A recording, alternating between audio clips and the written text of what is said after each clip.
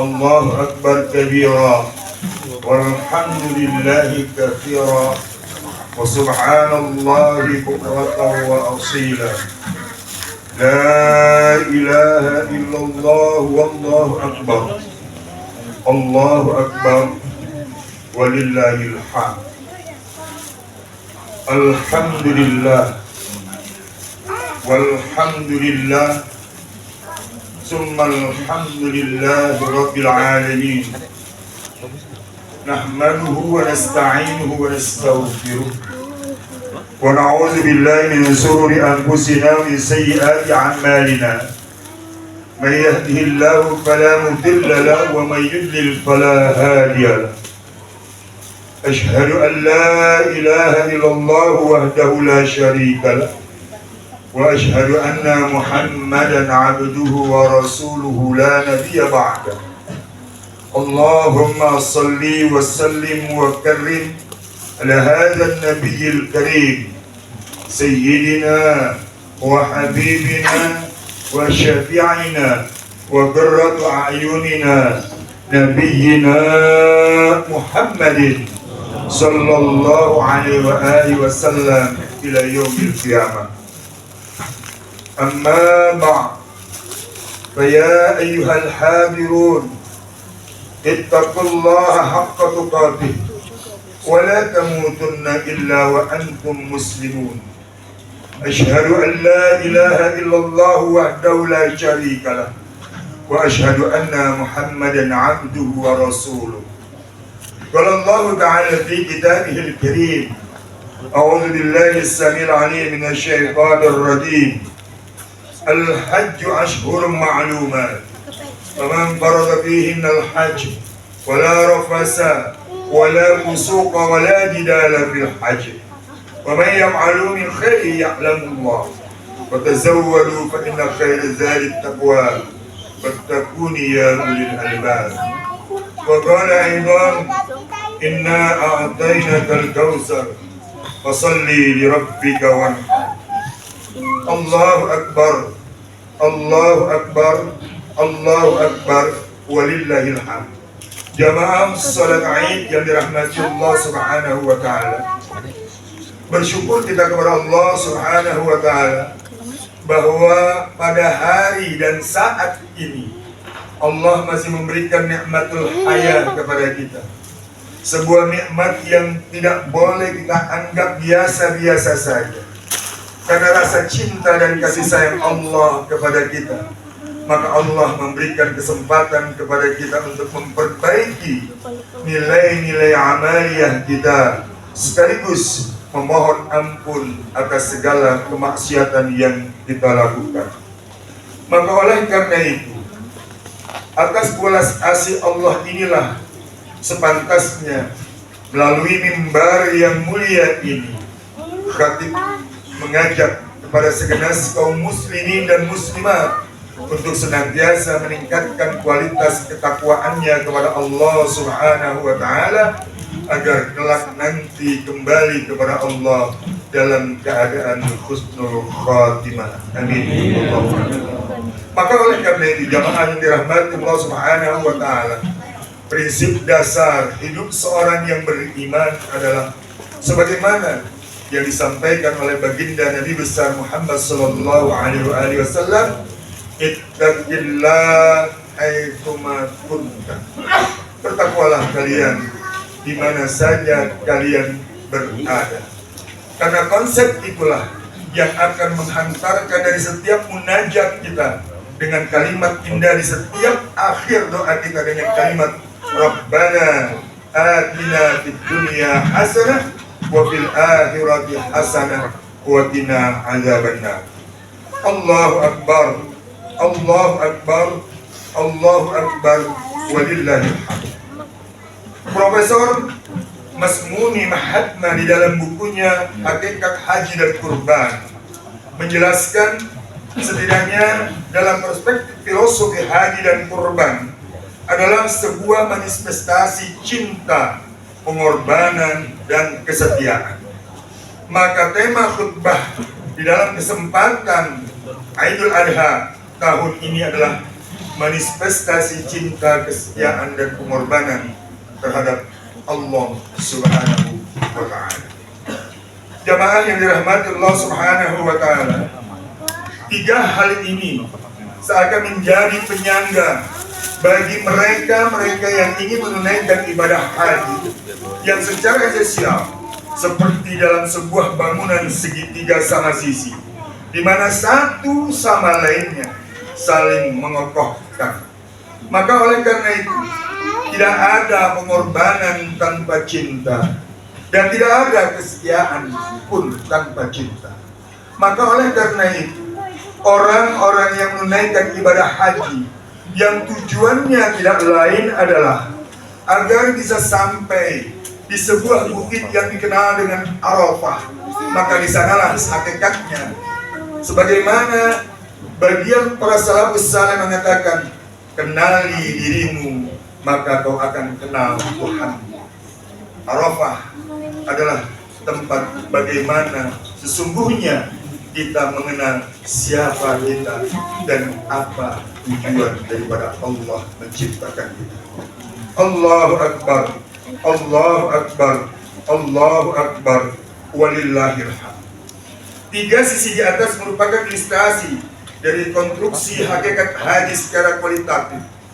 Dalam tradisi Islam, tak berlebihan manakala haji diletakkan sebagai ibadah puncak, ibadah yang memerlukan berbagai kesiapan prinsip, baik material, mentalitas, moralitas, spiritualitas, bahkan integritas dan totalitas loyalitas dari kita sebagai hamba kepada Rabb sebagai pencipta. Dari perspektif inilah maka istilah istita'ah menemukan ruang aktualisasi produktifnya, di mana Allah sampaikan, a'udzubillahi minasyaitonir rajim, walillahi 'alan nasi hajjul baiti man istata'a ilaihi sabila.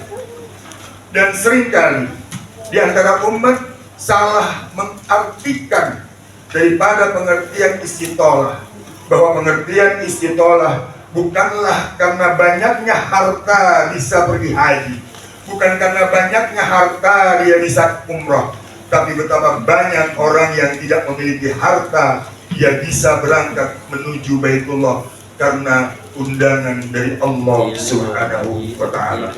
Maka pengertian istitolah adalah jangan pernah menganggap bahwa kau tidak sanggup untuk ke sana, tapi katakan, kalau Allah menghendaki, kapanpun aku siap untuk ke sana.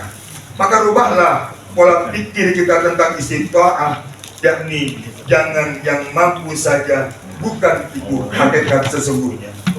Maka bagi siapa saja yang hendak menaikkan ibadah haji, niscaya wajib hukum baginya menelusuri, menyelami, menginternalisasi nilai, spirit dan urgensinya. Mulai dari identitas pada aspek fikih, sosiologi, teologi tasawuf dan kefitrahan diri. Tanpa berbekalan cukup dalam konteks ini, bisa saja haji hanya seperti traveling dan tur tuna religitas. Kalau ini yang terjadi, maka pelan-pelan tapi pasti berhaji tidak akan ada bedanya dengan laku kapitalisasi yang dikemas atas nama agama. Allahu Akbar, Allahu Akbar, Allahu Akbar, walillahil hamd. Cinta dan pengorbanan. Meminjam pembahasan Eric Fromm dalam The Art Love You, setidaknya ada dua kategori terkait cinta. Yang pertama, cinta untuk dicintai. Ini cinta yang standar, cinta yang diakui atau tidak, sedikit banyaknya. Cinta model seperti ini adalah cinta yang ingin balas budi. Sebagaimana kita selalu berharap ketika kita beribadah kepada Allah Subhanahu wa Ta'ala, agar Allah memberikan ganjaran pahala kepada kita. Bagaimana kita bersedekah agar Allah Subhanahu wa Ta'ala menambahkan rezeki kita. Sebetulnya hakikat cinta seperti ini adalah cinta palsu kepada Allah Subhanahu wa Ta'ala. Yang kedua, adalah cinta edukatif atau empati transformatif. Cinta untuk meraih esensi cinta itu sendiri. Cinta yang menjauhkan diri dari tuntunan atau timbal balik dari apa yang ia lakukan. Cinta yang orientasinya hanya demi wujud cinta tanpa memiliki tendensi lain. Cinta universality atau cinta yang benar-benar hanya untuk mencintai, dan yang dicintai pun memberikan tanggapan yang sama dengan diri. Kedua kategori cinta di atas bukan hal yang lepas dari nalar maupun nilai-nilai fundamental sekaligus substansial. Semua tetap membutuhkan aktualisasi kerja prinsip sebagai manifestasi pengorbanan itu sendiri. Mengambil cinta yang kategori pertama maupun kategori kedua tak cukup berpasrah ria, sebab cinta adalah bentuk kerja visionaris berbasis kasih dan rindu. Cinta tanpa basis kasih dan rindu hanya akan mudah meletupkan pragmatisme, materialisme, dan hedonisme. Cinta yang bisa menyeret tiap diri masuk perangkap ambiguistik, ia akan menjadi cinta kering dan tak produktif. Cinta yang sering lepas dari tali lapisan humanistik dan religius. Maka oleh karena itu, jamaah yang dirahmati Allah Subhanahu wa Ta'ala, cinta tipe ini adalah cinta yang dangkal, yang maknai pengorbanan bukan sebagai ketulusan, tetapi mengharapkan sesuatu. Dia tidak menempatkan kerjaan fisik sebagai bagian inherent di dalamnya. Cinta yang dalam bahasa filosof tertentu menempatkan diri dari keterpanggilan dan kesederhanaan. Cinta yang kadang membawa beban daripada meniupkan solusi. Jemaah yang dirahmati Allah Subhanahu wa Ta'ala, sidang Id yang berbahagia.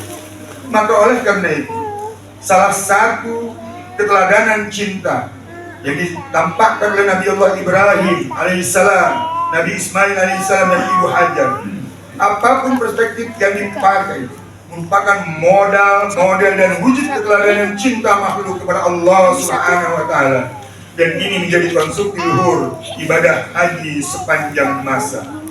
Cinta atas nama kasih, rindu, pengorbanan, sekaligus perpaduan keteladanan cinta bergaris sosial kehambaan, integritas, universalitas, semuanya membuat dari setiap manusia, baik yang beriman maupun tidak beriman, ingin rasanya mereka datang satu tempat yang bernama Arafah, karena disitulah tempat cinta, pengorbanan, dan kerinduan terhampar. Jamaah yang dirahmati Allah Subhanahu wa Ta'ala, bagaimana seorang Hajar dengan anak yang masih kecil ditinggal satu tempat yang tandus, yang tidak memiliki apa-apa, dan ketika Ibrahim alaihissalam meninggalkannya, dia cuma bertanya kepada suaminya, "Wahai suamiku, mengapa engkau tinggalkan aku di tempat di lembah yang sepi ini tanpa ada sesuatu pun yang dapat kami makan?" Andai kata ibu adalah kemauan nafsu, aku tidak akan rela kau tinggalkan di tempat ini. Tapi jika itu adalah perintah dan wahyu dari Allah, silahkan kau pergi, jalankan tugasmu, karena aku yakin Allah yang akan memelihara aku di tempat ini dan mencukupkan. Allahu Akbar, Allahu Akbar, Allahu Akbar, walillahil hamd. Pertanyaannya hari ini adalah, adakah seorang istri yang ikhlas melepas suaminya di dalam mencari nafkah? Adakah sang istri menghantar suaminya dengan mengatakan, "Wahai suamiku, laksanakan kewajibanmu karena itu adalah perintah Allah, dan semoga Allah memberikan keberkahan dari setiap apa yang kau peroleh." Sehingga ketika sang suami pulang, dengan kejujurannya dia berikan semua apa yang dia peroleh hari itu, maka sang istri tidak akan pernah marah, malah dia bersyukur kepada Allah Subhanahu wa Ta'ala. Jamaah yang dirahmati Allah Subhanahu wa Ta'ala, cinta, pengorbanan, dan kesetiaan kepada Allah Subhanahu wa Ta'ala, itulah kuncinya. Maka kalimat yang indah adalah la tahzan innallaha ma'ana. Sejauh mana kalimat itu meresap di dalam setiap keimanan jiwa hamba-hamba muslim, sejauh mana kalimat itu ada dan melekat sehingga dia tidak takut menghadapi berbagai persoalan kehidupan, karena cintanya, pengorbanannya, dan kesetiaannya kepada Allah Subhanahu wa Ta'ala, dia pasti yakin bahwa Allah akan memberikan apa yang ia inginkan dan di luar apa yang dia inginkan. Maka oleh karena itu jamaah yang dirahmati Allah Subhanahu wa Ta'ala, bagi mereka-mereka yang menunaikan ibadah haji, tentulah ada beberapa hal yang harus diperhatikan.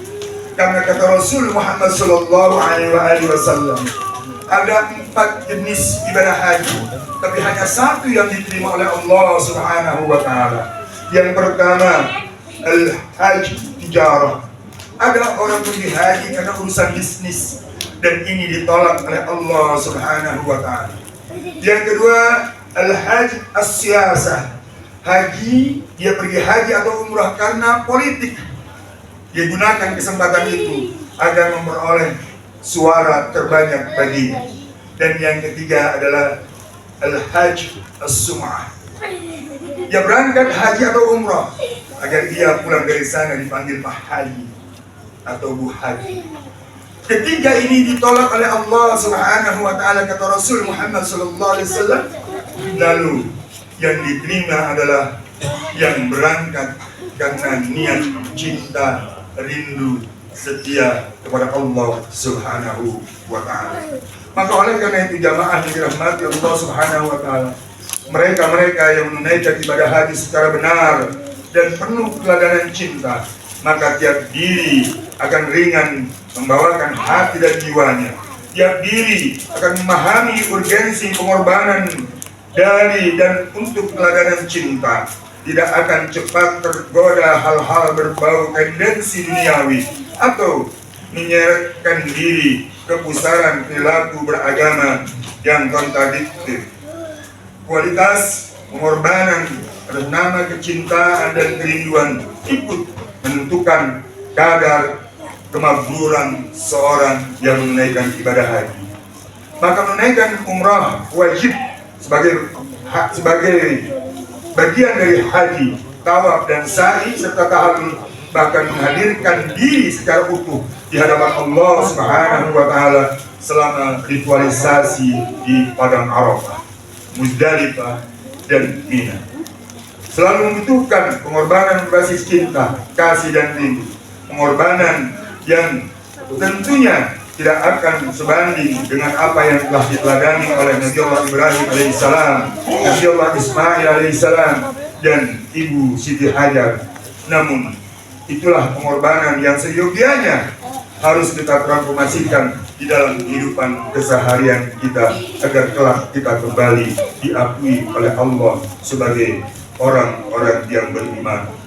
Allah Subhanahu wa Ta'ala berfirman, "A'udzu billahi minasyaitonir rajim. Innamal mu'minuna alladzina amanu billahi wa rasul tsumma lam yartabu wa jahadu bi amwalihim wa anfusihim fi sabilillah ulaika humus shadiqun." Sungguhnya orang-orang mukmin yang sebenarnya itu adalah mereka yang beriman kepada Allah dan Rasulnya, kemudian mereka tidak pernah ragu-ragu dan mereka berjihad dengan harta dan jiwa mereka di jalan Allah. Mereka itulah orang-orang yang benar atau salih. Di dalam ayat yang lain, Allah Subhanahu wa Ta'ala menyampaikan firman-Nya, "A'udzu billahi minasyaitonir rajim. Qul innama ana basharun mislukum yuha ilayya annama ilahukum ilahu wahid.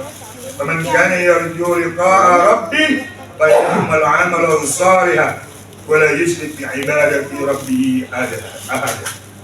Katakanlah hai Muhammad, kepada hamba-hambaku, sesungguhnya aku ini hanyalah seorang manusia seperti kamu yang telah menerima wahyu bahwa sesungguhnya Tuhan kamu dan aku adalah Tuhan yang Maha Esa. Maka barang siapa mengharapkan pertemuan dengan Tuhannya, maka hendaklah ia mengerjakan kebajikan dan janganlah ia menyekutukan dengan sesuatu apapun di dalam beribadah kepada Rabb-Nya. Allahu Akbar, Allahu Akbar, Allahu Akbar, walillahil hamd.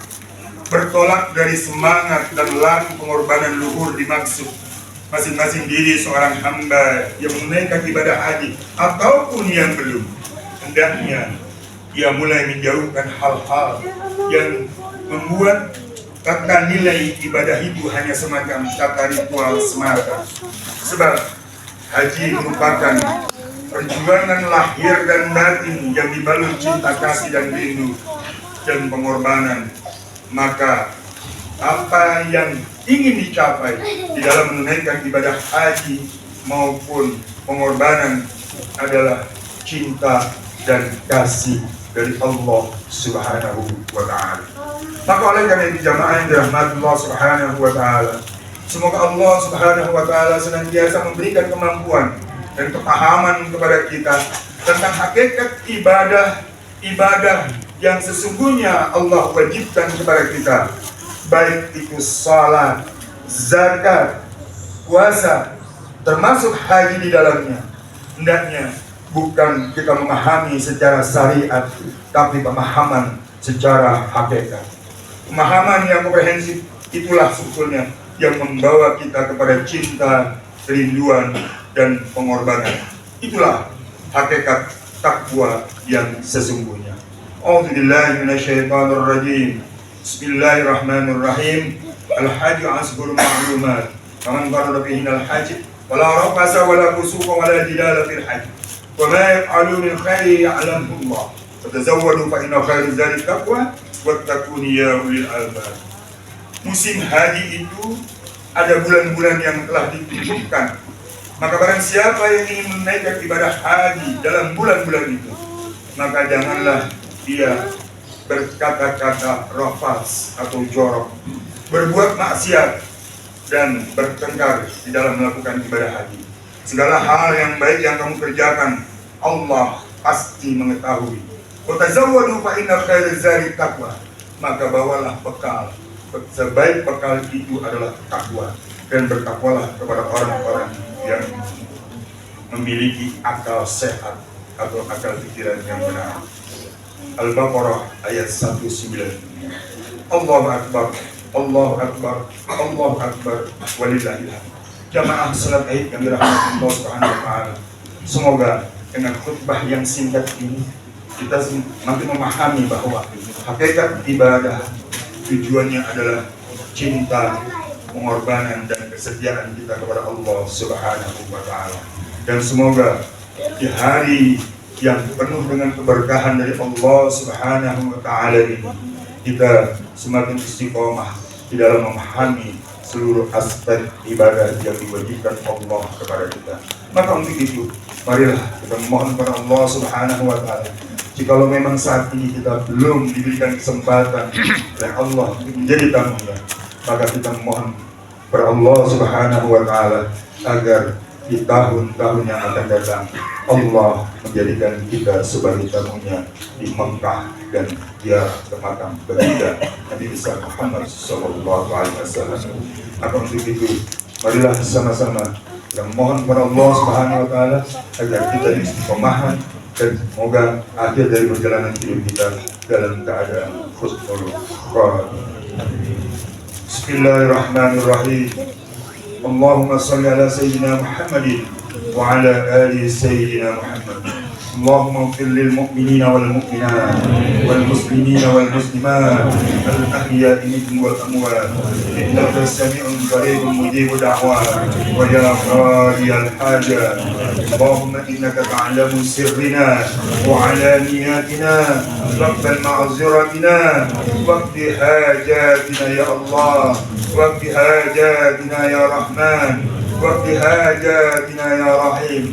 اللهم يسر مقاصدنا وبلغ مرادنا إلى الكعبة المكرمة وإلى المدينة المنورة في بلد السلطان للأنبياء والمرسلين والأولياء والشهداء والفقهاء والصالحين. اللهم ارزقنا يا الله حجة وعمرة بيت الحرام وزيارة قبره نبيك محمد صلى الله عليه وآله وسلم. لبيك اللهم لبيك، لبيك لا شريك لك لبيك، إن الحمد والنعمة لك والملك لا شريك لك. حسبنا الله ونعم الوكيل، حسبنا الله ونعم الوكيل، حسبنا الله ونعم الوكيل، نعم المولى ونعم النصير، ولا حول ولا قوة إلا بالله العلي العظيم. اللهم اغفر لنا من خشيتك ما تحول به بيننا وبين معصيتك، ومن طاعتك ما تبلغنا به جنتك، ومن اليقين ما تحول به علينا مصاعب الدنيا، ومتنا اللهم بأسمائنا وأبصارنا وقوتنا ما عليك، واجعل الوارث منا، واجعل ثأرنا على من ظلمنا، وانصرنا على من عادانا، ولا تجعل مصيبتنا في ديننا، ولا تجعل الدنيا أكبر همنا ولا مبلغ علمنا، ولا تسلط علينا من لا يخافك فينا ولا يرحمنا. اللهم انصرنا إخواننا المسلمين في فلسطين يا الله، اللهم انصرنا إخواننا المسلمين في غزة يا الله، اللهم انصرنا المسلمين يا الله في بلاد إندونيسيا خاصة برحمتك يا أرحم الراحمين. اللهم اغفر أمة سيدنا محمد، اللهم ارحم أمة سيدنا محمد، اللهم استر أمة سيدنا محمد، اللهم انصر أمة سيدنا محمد، اللهم احفظ أمة سيدنا محمد، اللهم اجبر أمة سيدنا محمد، اللهم فرج عن أمة سيدنا محمد. اللهم ربنا آتنا في الدنيا حسنة في الآخرة حسنة وقنا عذاب النار، والحمد لله رب العالمين. السلام عليكم ورحمة الله وبركاته.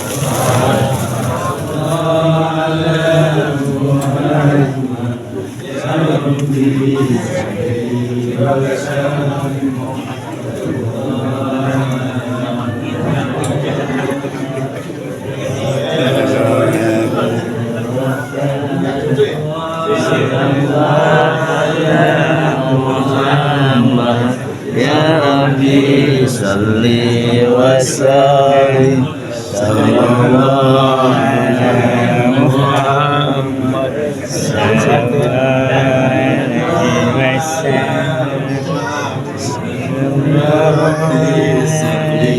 wasallam sallallahu ala Muhammad sallallahu alaihi wasallam.